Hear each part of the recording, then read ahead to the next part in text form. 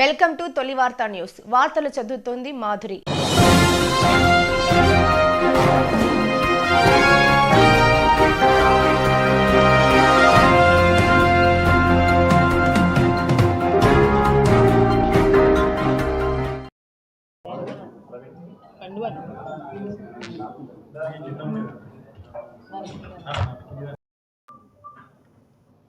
Media మిత్రులందరికీ నమస్కారం. నాతో పాటు ఈ మీడియా సమావేశంలో పాల్గొన్నటువంటి జిల్లా అధ్యక్షుడు శ్రీనివాసరెడ్డి గారు, మాజీ అధ్యక్షురాలు రాష్ట్ర కార్యవర్గ సభ్యురాలు పద్మజారెడ్డి గారు, మరొక కార్యవర్గ సభ్యుడు బాలరాజు గారు, టోలిద రంజన్న గారు, పాండరంగారెడ్డి గారు, టౌన్ అధ్యక్షుడు నారాయణ గారు, అదేవిధంగా నరేందర్ గారు, సత్యం గారు, కృష్ణానాయక్ గారు, బుచ్చిరెడ్డి గారు, ప్రవీణ్ గారు, పద్మవేణి గారు, చెన్నారెడ్డి గారు,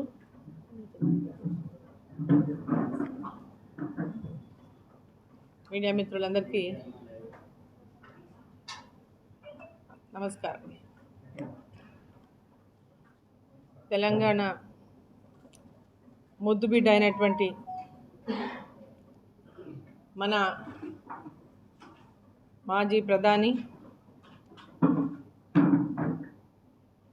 పివి నరసింహారావు గారికి అత్యున్నత పౌర పురస్కారం దక్కడం యావత్ తెలంగాణ జాతికంతా కూడా గర్వకారణం.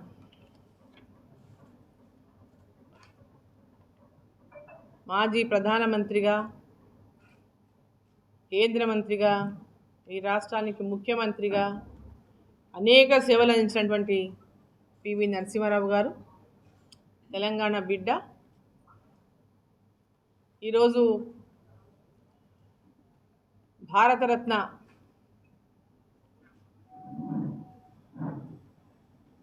భారత ప్రభుత్వం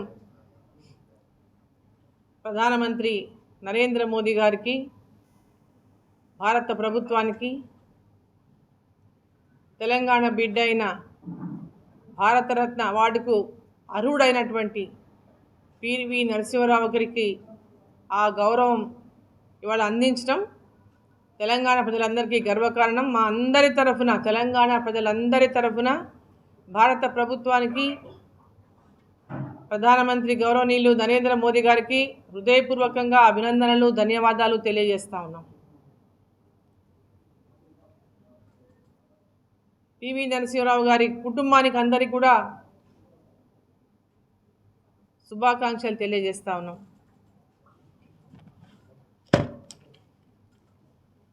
మనకందరికీ తెలుసు పివి నరసింహారావు గారు 91 నుంచి 96 వరకు ఈ దేశానికి ప్రధానిగా ఉన్నారు.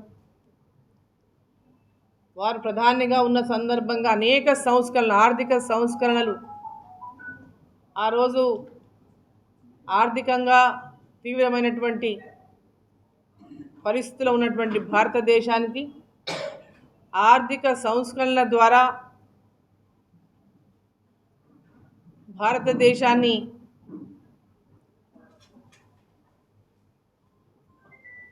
ఆ ఆర్థిక సంస్కరణలతో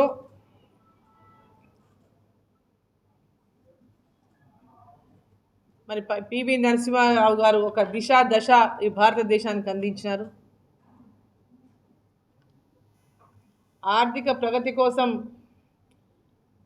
లిబరలైజేషన్, ప్రైవేటైజేషన్, గ్లోబలైజేషన్ అనే నినాదంతో ఆ రోజు ముందుకు తీసుకెళ్లినారు ఈ దేశాన్ని ప్రధానమంత్రి గారు, ఆనాటి ప్రధానమంత్రి పివి నరసింహారావు గారు.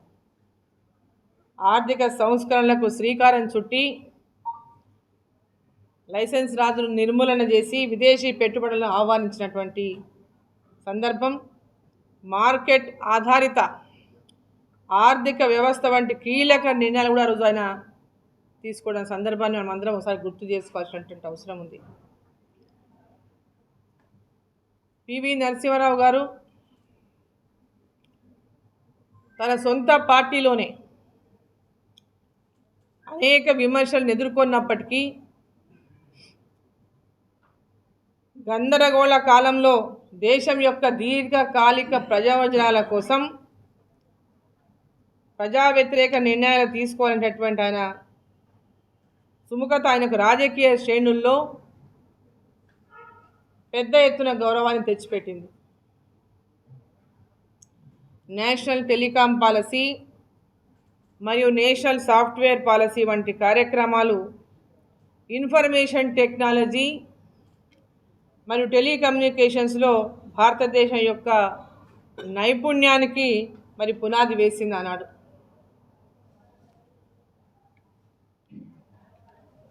బహుభాషా కోవిదుడిగా,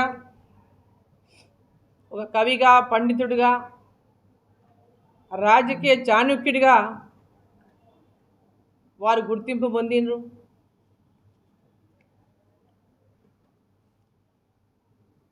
దేశం అంటే వారు ప్రధానిగా ఏనాడైతే ఈ దేశానికి నాయకత్వం వహించిండ్రో ఆనాడు చాలా ఆర్థికమైనటువంటి సమస్యలతో ఎన్నో ఇబ్బందుల్ని భారతదేశం ఎదుర్కొంటున్నటువంటి సమయంలో వారు ఈ దేశానికి నాయకత్వం వహించి ఆర్థిక సంస్కరణలతో భారతదేశాన్ని కొత్త యుగంలోకి నడిపించినటువంటి ఒక మహనీయుడు.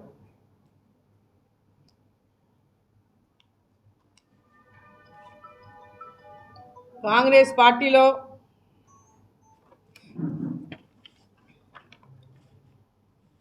పెద్ద ఎత్తున వారికి ఎన్నో అవమానాలు జరిగిన సందర్భాలను మనం అనేక సార్లు మీడియాలో ఎప్పుడు చర్చ జరుగుతూ ఉంటుంది. 2004లో డిసెంబర్లో ఆయన మరణించినప్పుడు ఆల్ ఇండియా కాంగ్రెస్ కమిటీ ఎక్కడైతే పార్టీ కార్యాలయం ఢిల్లీలో ఉందో వారి యొక్క మృతదేహాన్ని ఏఐసిసి కార్యాలయంలోకి అనుమతించలేదని వారిని తీవ్రంగా అవమానించినటువంటి కూడా కాంగ్రెస్ పార్టీ ఎంత తీవ్రంగా వారిని అవమానించిందో వారి కుటుంబ సభ్యులు ఎంత ఆవేదన వ్యక్తం చేశారో మనం చూడడం జరిగింది. 96లో ఓడిపోతే కూడా ఆ ఓటమిని పివి నరసింహారావు గారి మీద నింద వేసినటువంటి పరిస్థితి అన్నాడు కాంగ్రెస్ పార్టీ పరిస్థితి.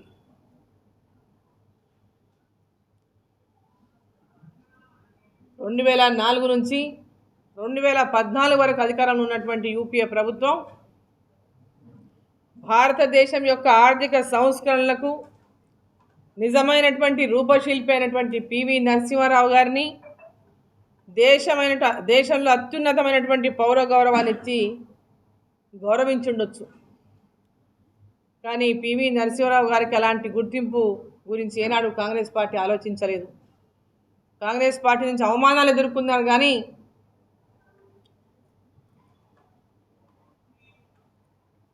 వారికి ఏనాడు కూడా ప్రశంసలు లభించలేదు.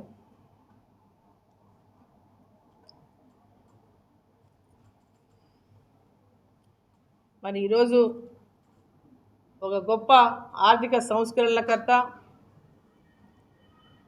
కష్టకాలంలో ఈ దేశానికి ప్రధానిగా వ్యవహరించడమే కాకుండా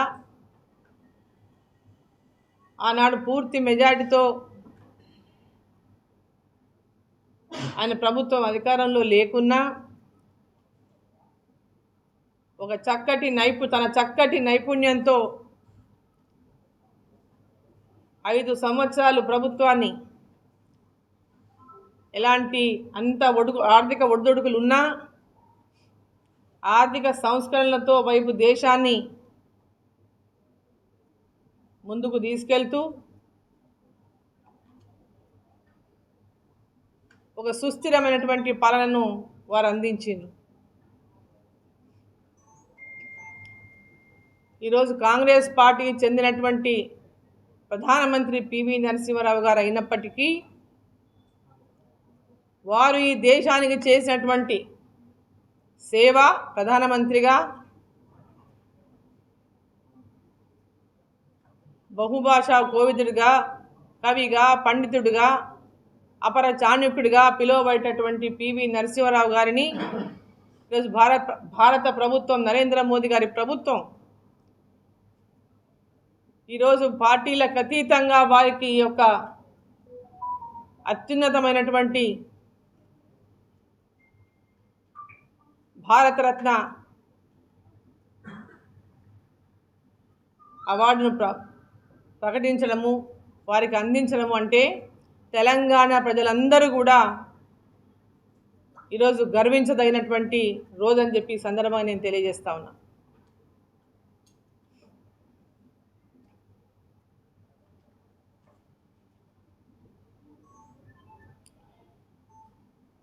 వాళ్ళు ఉన్నంతకాలం కూడా ఎక్కడ కూడా ఎవరికి కాంగ్రెస్ పార్టీ పివి నరసింహారావు గారికి ఏ రోజు కూడా ఆ ప్రశంసలను ఇవ్వలేదు. వారు ఎంత పెద్ద ఎత్తున కాంగ్రెస్ పార్టీకి కానీ, దేశానికి కానీ, అప్పుడున్న ప్రభుత్వానికి కానీ వారు అందించినటువంటి సేవలను గుర్తించి కూడా వారు గౌరవింపబడకుండా అవమానింపబడ్డారంటేనే ఇప్పటికీ అందరూ చెప్పుకుంటారు. ఎక్కడైనా బయట పెద్ద డిస్కషన్ జరుగుతుంటుంది. పివి నరసింహారావు గారికి వారు మరణించినప్పుడు అంత్యక్రియల సందర్భంగా ఎంత పెద్ద ఇన్సల్ట్ చేసింది, వారిని ఢిల్లీలో ఉంచకుండా ఎంబడే తెలంగాణకు పంపించేసినటువంటి విషయాన్ని కూడా, అంటే ప్రధానమంత్రులకు అందరికీ కూడా ఢిల్లీలోనే ఉంచి వారిని అందరినీ కూడా అక్కడనే ప్రతి ప్రధానమంత్రికి వారి యొక్క గార్డ్స్ ఢిల్లీలో ఉంటే పివి నరసింహారావుని అప్పటికప్పుడు వారిని ఏఐసిసి కార్యాలయంలో కూడా మృతదేహాన్ని అనుమతించకుండా హైదరాబాద్ పంపించిందంటేనే ఎంత పెద్ద అవమానం జరిగిందో,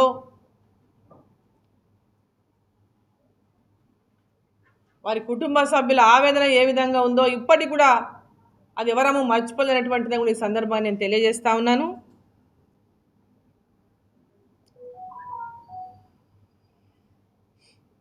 వారికి ఉన్న ప్రతిభ కూడా అవమానించబడింది అనేటటువంటిది మనం అందరం కూడా ఒకసారి గుర్తుంచుకొని ఈరోజు మరి వారికి అత్యున్నత గౌరవాన్ని భారత ప్రభుత్వం అందించడం, నరేంద్ర మోదీ గారి ప్రభుత్వం అందించడం తెలంగాణ ప్రజలందరూ కూడా, భారతీయులందరూ కూడా హర్షించదగ్గటువంటి విషయం. తెలంగాణ బిడ్డలంతా కూడా గర్వపడాల్సినటువంటి విషయం అని చెప్పి సందర్భంగా నేను తెలియజేస్తా ఉన్నాను. మా అందరి తరఫున, తెలంగాణ ప్రజలందరి తరఫున భారత ప్రభుత్వానికి, నరేంద్ర మోదీ గారికి, ప్రధాని నరేంద్ర మోదీ గారికి మా అందరి తరఫున ధన్యవాదాలు తెలియజేస్తా ఉన్నాం.